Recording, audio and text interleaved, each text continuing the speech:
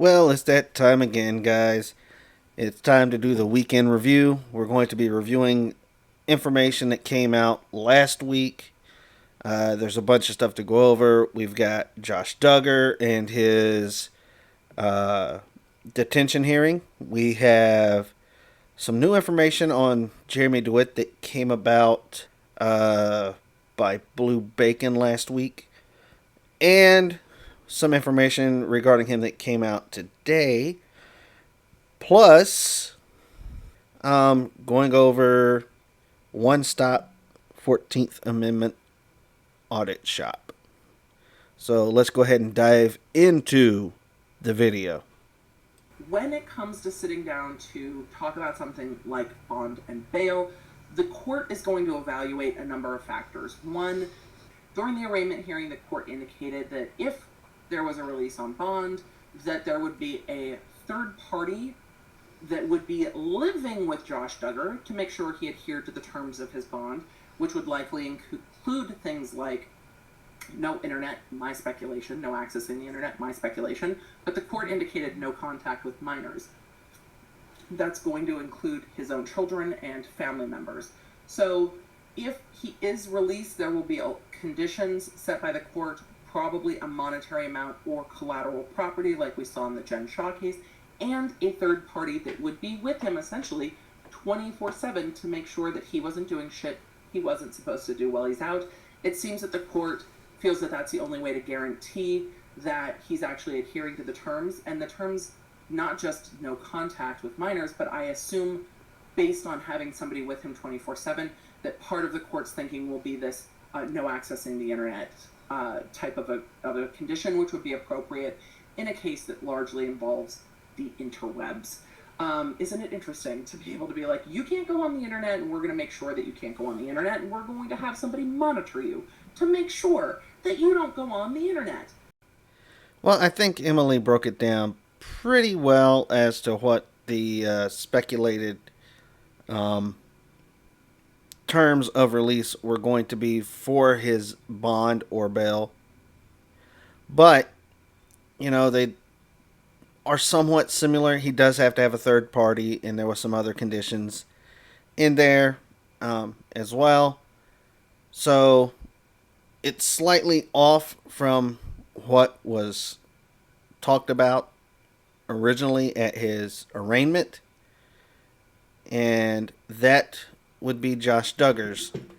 Now, let's go ahead and move on to the next little bit of news that came out last week, and that was new information on our favorite police impersonator, Jeremy Dewitte. Now, for this, we're going to go to Blue Bacon.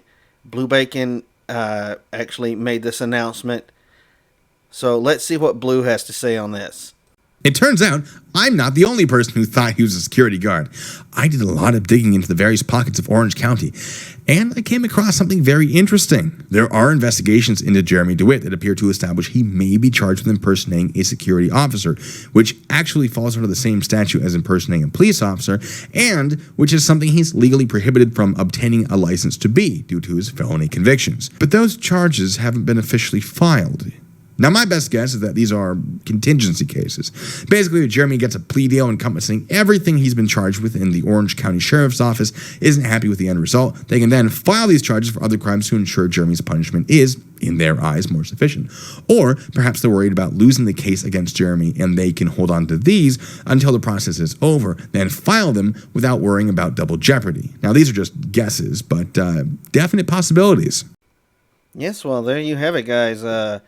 Apparently, Blue Bacon stumbled upon some investigation documents looking into Jeremy Dewitte and Metro State acting as a contract security company and security guards. So, there are two laws involved in that. That would be the same statute for impersonating a law enforcement officer is the same statute you get prosecuted under for impersonating a security guard.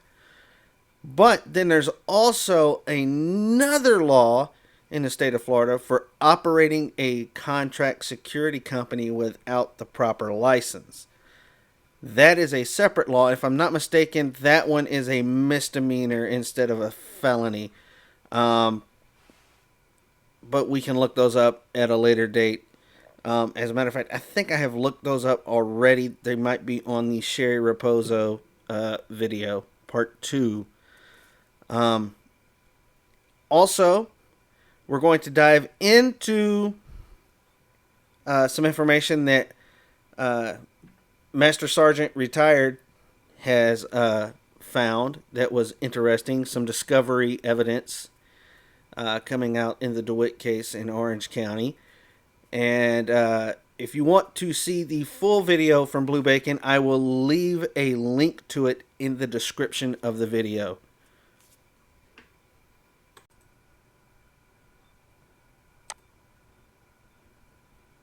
So that's why he's still in jail. And then we have a notice of supplementary discovery.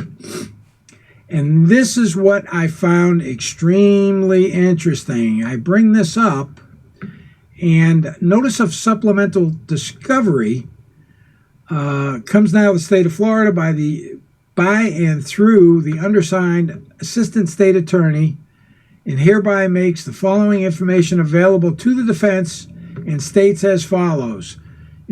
Copies of this were given to the defense via mail.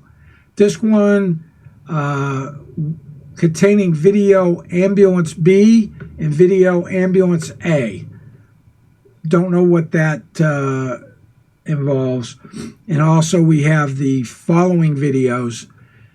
J at hotel, J in military. This is the big one. This is the one that really has caught my eye. In the military, talking about his phony military career. Now, this one has probably gotten everybody's attention. All right, because I haven't looked recently, but last time I checked, there are no charges under the Florida statute for stolen valor against Jeremy. But it is interesting, just like Master Sergeant Retired pointed out, that Jeremy has given evidence against himself for his fake military career. And it is a tad bit ironic that this has come up in a supplementary discovery. And for those of you who don't know legal speak, discovery is where both sides swap evidence. So, as a rule of law, the defense has to share all evidence that it has, and the prosecution has to give the defense all the evidence they have. Good, bad, or ugly. They cannot withhold evidence from each other. And so the discovery process is a process of turning over that evidence between both sides in a trial. Now, this is a supplementary discovery through the state attorney's office to Amir for the Orange County cases. So this is going to be interesting. I would like to know if they're actually going to pursue the charge for the fake military career under the Florida state statute. And yes, Florida has a state statute on stolen valor under the state's jurisdiction. And if you want, I will leave a link to Master Sergeant Retired's channel and this video so you can go and check this out for yourself if you haven't already. This is some interesting news. It's very, very funny. I'm glad that it's included in a discovery going against Jeremy, and I would like to see this pursued further. Because, it's in my opinion, if you've never served in the military, don't go claiming that you did. I've got family, I've got friends that have served in the military. I have never personally served myself. But it ticks me off beyond belief to see someone say that they are who they're not. I can't stand that. I mean, it's a smear on everybody's name who has worn that uniform, is currently wearing that uniform, or died wearing that uniform. And I can't tolerate people impersonating. It's one thing if you're an actor and you're portraying military in a movie, but to actively go and say, "Oh yeah, I'm Army Special Forces, and you've been a felon since 18 years of age. You can never touch a firearm in your life." I mean, it's ridiculous. And we're going to move on to our next topic, which is Mr. One Stop 14th Amendment Audit Shop, Mr. Michael Raposo. So let's go into that. So everybody knows Mr. One Stop 14th Amendment Audit Shop from my last video. And if you don't, I encourage you to go back and watch the video. I will leave a link in the description to that. But Mr. One Stop here, he likes to run his mouth, and he likes to call people dumber than a box of rocks, idiots, morons, mongoloids, and spout off a lot of gibberish. And in my video, I was going over his current legal pursuit, which he is currently pursuing, trying to get criminal charges, as he claims, as a private attorney general.